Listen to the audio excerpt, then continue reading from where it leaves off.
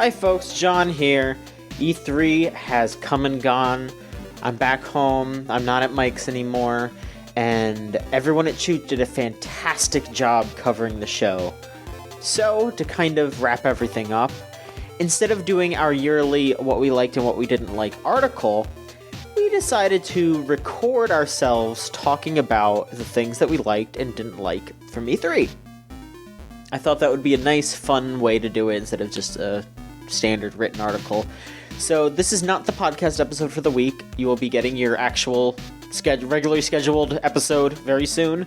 But for now, please feel free to enjoy this and tell us what you liked and didn't like about E3.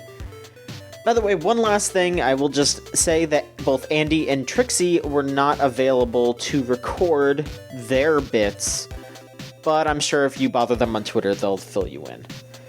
See you soon! Hey, it's Janie here with my E3 wrap-up. If there's one thing I can say, it's that this certainly was an E3. They sure did expo those electronic entertainments, and I, for one, watched it. Let's get into it. So the good things. There were a lot of really cool looking indie games that caught my eye at this E3. Most notably, Sea of Solitude, a gorgeous looking exploration game where you play as a girl who's been transformed into a monster. Also Sable, another lonely exploration game but set on a desert planet with just an incredible aesthetic. I have a type, it's okay. The Cyberpunk 2077 trailer looked pretty awesome, and the news of character creation has me excited to see more. Also, the Yakuza series coming to PC is something I'm psyched about. It's a series that I've always been interested in, but haven't been able to play until now. I think the biggest surprise for me from this E3 was how excellent Assassin's Creed Odyssey looks. The last Assassin's Creed game I played was about 3 hours of Assassin's Creed 4, and I've just watched the series with mild disinterest since. It turns out that all I really needed to get back into it was the ability to play as a big buff gay woman. Cassandra as a playable main character, along with romance options and the cool setting of ancient Greece, has me officially excited for this game. Okay, the bad things.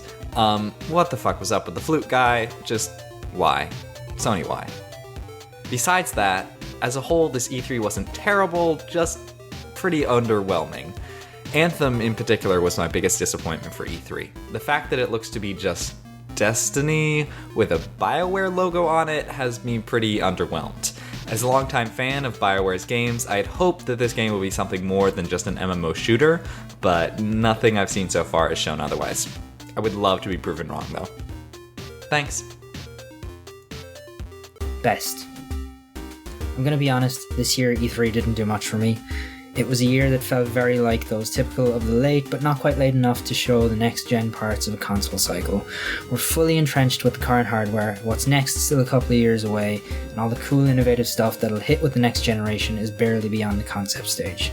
Despite all that though, I'm a huge fan of Resident Evil as a series, and Resident Evil 2 especially holds a place in my heart. It was the game that introduced me to horror as a genre in general, and the upcoming remake looks amazing. Couldn't be more happy to step back into Leon and Claire's shoes next year, and if the game delivers on its promise to be focused even more on the scares and less on the action than Resident Evil 7 was, I'm going to be very happy. Worst.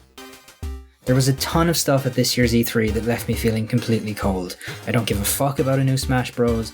Death Stranding has yet to sell me on it being anything more than weird for weird's sake, and you couldn't pay me to play any kind of Souls-like game at this stage. Despite all that, and despite it not actually being shown on stage, I'm gonna go for the low-hanging fruit here for what I think is the third year running. Days Gone looks awful. Nothing Sony has shown since the game's reveal 2 years ago has looked good in any way at all. It's not appealing, but it's instead the most generic, focus group tested to death game of the generation. It's like a cold bowl of drool. It might fill you up, but it's bland, it's not memorable, it's terrible. And honestly, if Days Gone is what you're giving me for dinner, I'd rather skip it. Hey everyone, I'm Zach, and that was a hell of an E3.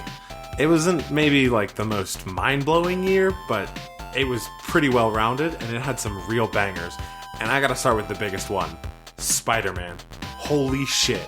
It looks so perfectly catered to me specifically.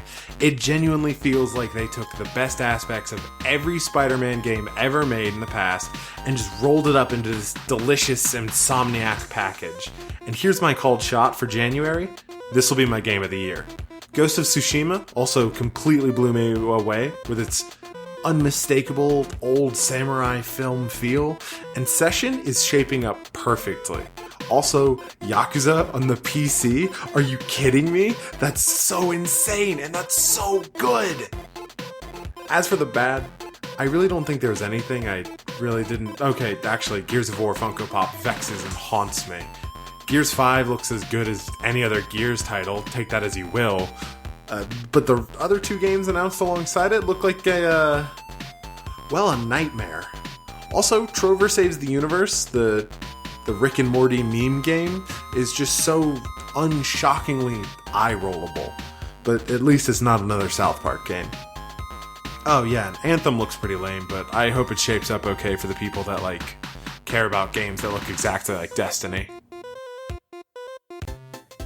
It's the year that Devil May Cry 5 actually got announced and was confirmed as real, and you know this bitch is all about that. Seriously though, Devil May Cry 5 is one of the best things that could happen for me personally, as well as the industry in general. For too long, so many series end up either dead or rebooted, and Capcom actually choosing to move past the failings of DMC and create an entirely new and fresh entry in the series is nothing short of beautiful. I can't wait to get to grips with Nero's new fancy robot arm, and back in the saddle with the old as hell Dante. Also, I can't stop thinking about bang, bang, bang, pull my devil trigger. Simply sublime. I'm also continuously excited for Cyberpunk 2077, especially with the behind the closed doors demos being shown. I've always had nothing but the utmost faith in CD Projekt Red to deliver an experience that, if not perfect, would be interesting and almost certainly pander to me. Cyberpunk absolutely looks and sounds exactly like this. While some may be iffy on the first-person presentation, the fact that I'll be able to create a bisexual woman in a Deus Ex Wisher hybrid? We're talking potential game of the generation here, folks. To also be incredibly honest, the sheer amount of good-ass looking samurai games that will all cover different itches is phenomenal for my katana-loving self. Neo 2 featuring a new gimmick and character creation will probably serve that game incredibly well, and give people looking for a Souls game exactly what they're looking for. Sekiro being a FromSoft Souls-like that drops all traditional trappings is something that I am super excited to see, especially since I've always hated making builds. Ghost of Tsushima looks like that classic and by-the-numbers Western game, but at the same time it looks and sounds absolutely gorgeous, and sometimes I can live with a game that's all flash. The bad. I was tempted to put EA's presser on here, but really, if anything, I had already known what to expect from that. I will at least say that it is disappointing to see that the potentially interesting ideas behind a game like Anthem are still being so poorly presented. It's incredibly strange to watch a conference like Bethesda's happen, where they know they have one big game and they talk about nearly all the ins and outs alongside a bunch of gameplay, and then have EA wheeling out 3 BioWare developers to talk vaguely with hardly any gameplay or interesting information. I'm potentially way into the idea of Anthem, but after this press conference I continue to lack really any enthusiasm, because I hardly know what I should build that enthusiasm for. Speaking of, I also found the lack of really great games at the Nintendo Direct to be completely baffling and disappointing. It's not to say that I, personally, am not into Xenoblade Chronicles DLC, or even a new mech game from a whole bunch of talented folks, or even the deep dive into the new Smash. It's more that there are a lot of things people have been looking forward to, or that Nintendo has announced before that just ended up being completely avoided. The fact that we're 5 years out from Animal Crossing New Leaf and there's yet to be a new announcement, despite the team now being freed from Splatoon development, is bizarre, and the complete lack of show from games like Metroid Prime 4 only serve to worry. I like the Switch, and I generally like Nintendo games, but so far this console's been supported almost entirely by the standard fare, and years-old ports, and I'd really like that to change in a big way. Hello, I'm Solon, and I've never watched E3 live before. But I think I will treasure the time we had together here in 2018. I don't have a favorite games list, because my brain is unfortunately trained to go blank anytime advertising is put in front of me. That's not a joke. I legitimately have a problem with E3's express goal being about advertising and showcasing games. That's a problem that I really need to work through. But the spectacle of E3 is still fresh in my mind, for better and for worse. So these are my faves and farts for E3 2018. It was great when Ubisoft had audio problems during their press conference, because you could hear E3 presenters who were excited about having done a great job. The audience people were happy, and the people on stage were very happy to leave the stage. And that made me excited for them too. E3 was at its best this year when companies embraced their staged medium to build emotion and share their love of the games they work on with friends and fans, like Bethesda and Limited Run Games did. Even Sony's strange, very white flute man was nice and good at blowing toots. My favorite parts of E3 were the parts where there weren't video games, because it meant my friends didn't have to work, and we got to have fun and share new memories together. My fartiest parts were the parts with the video games, because it meant my friends had to work, and we were stressed out, and it sometimes made me anxious. The most frustrating part of E3 was seeing the livestream chat rooms full of people who are still trying to emulate a shared identity whose goal was to control the chat space with dank memes and whatnot, and unfortunately, in reality, their style of participation maintains a status quo where corporate platforms can manipulate and abuse their engagement for their own monetization. The other saddest thing to see was when companies denied the power of stagecraft that they were given, either out of hubris or irony, like Nintendo and Devolver did. Either way, I was overall so jazzed to have been able to enjoy E3 2018 with good friends, and I hope next year will be even more full of sinister banjo men, Norman Reedus's funky baby, and earnest used car salesman Todd Howard.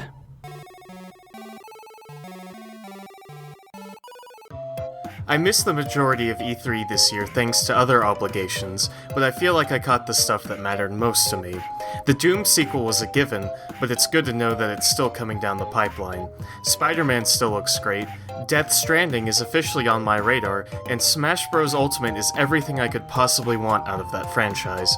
However, only one game actually made me involuntarily yell out loud, and that was the Resident Evil 2 remake. I've never done a 180 faster than my disappointment in realizing it was another zombie game, to my wild, hollering elation at the Leon Kennedy reveal. After years of zero communications on the game's progress, I was sort of convinced it just wasn't happening. Thank God it is, because it looks amazing, even if it'll kill me by releasing less than a week before Kingdom Hearts 3. There wasn't anything egregiously bad for me this year, especially considering I missed the unholy trifecta of EA, Ubisoft, and Microsoft. I will say that I'm sick of looking at Days Gone, even if it was just a trailer. Additionally, that mobile Elder Scrolls seems terrible, no matter who they get on stage to sell it. Looks bad, Todd. Neo 2! Neo 2! Neo 2! So, I hate to be a one-trick pony, but I've watched the Death Stranding trailer several times now, just trying to discern what the actual gameplay is, aside from traveling around lush, fucked up countrysides, which is a thing I'm okay with regardless, but I'm guessing because Normie Reedus pulled out a gun, there's gonna be some shooting happening. Either way, I was fairly convinced we were going to see Death Stranding gameplay at E3, and I want that on the record, please. Sekiro Shadows Die Twice also looked extremely rad. I'm so glad we got to see what that game finally is after a full year of bad Dark Souls lore YouTubers analyzing a 30-second teaser. Now we understand it to be a samurai and ninja-themed action game with a heavier focus on mobility than other Soulsborne games. While I'm not sure how much of it is going to stick with the standard formula of the Soulsborne genre, it's definitely evoking it through recognizable sound effects, animation, and the visual language of death that's just present in the entire Dark Souls series. There's such an appreciation of the aesthetics of death and war that similar samurai games like Nioh and the upcoming Ghost of Tsushima don't even really try to touch. Everything looks horrible and like a miserable place to be in all the best ways. And finally, Nioh 2! Nioh 2! Nioh 2! I would like to give my heartfelt thanks to Days Gone, which has willingly, after my many one-man protests and emails, decided not to show its shitty little face for longer than 30 seconds at E3. I have sent Sony a long list of receipts of every way Days Gone has harmed me over the last few years, and some actual receipts for how they can repay me financially. And while they haven't responded to me yet, publicly or otherwise, this is still a positive step in the right direction. We won the battle against Days Gone, folks, but we've yet to win the war.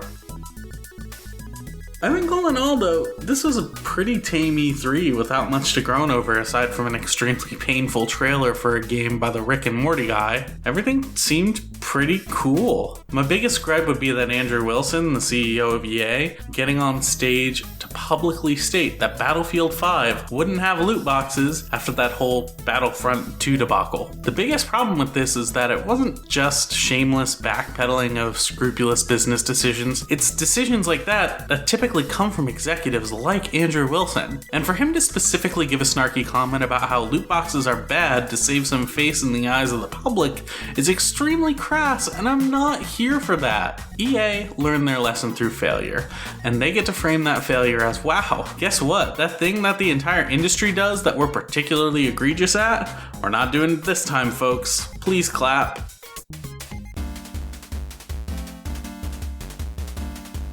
For my favorites, take a wild guess, bub.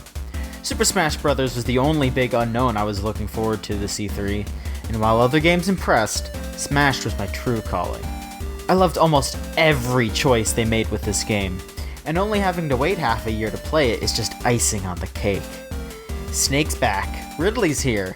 Even if the rest of Nintendo's showing was lackluster, Smash knocked it out of the park. Other than that, I loved what I saw of Spider-Man. I am absolutely not alone in thinking Spider-Man 2 is one of the finest superhero games of all time. And this new PS4 title is seemingly in the same boat. I'm also tentatively excited for Ghost of Tsushima if it really nails the samurai movie aesthetic. I was a little worried the gameplay would be bland, but it impressed me, and I'm willing to go for this ride with Sucker Punch. Finally, I'll give a shout to Doom Eternal, which, while we're not 100% sure it's a pure sequel to Doom 2016, I'm really hoping that it totally is. It has to be. It just has to be. And if it is, it'll kick massive demon ass. Please, Bethesda, let me rip and tear again, especially if it's hell on earth like it seems to be. For my negatives, I'll just start off with a question. What the hell is going on with Square Enix? Just in general. That conference was very obviously meant to just take up time and fill in the slot so they can have another conference next year. I'm not really sure what any of that was supposed to be, but at least we're probably getting another Platinum game out of it? Who knows? Other than that, The Last of Us was a bit too much for me. Before anyone tries to gotcha me about the kiss was fine. Let everyone kiss. I felt iffy about the super realistic violence in the game. I don't think it's gonna ruin the children's or cause people to go on massive killing sprees or anything like that, but from my personal opinions, it was a little much. Also, one last thing, I am very tired just thinking about next gen already. More consoles? I'm exhausted just thinking about it. I feel like I'm not even done using my PS4. I have such a huge back catalog to think about. I don't even have an Xbox One yet. Please, keep Elder Scrolls 6 on the back burner for a couple more years, and Cyberpunk seems to be a PS4 game, but I bet they're working on a PS5 version, and I don't even want to think about that. Keep it in your pocket, save it for a little bit longer. I gotta get a job.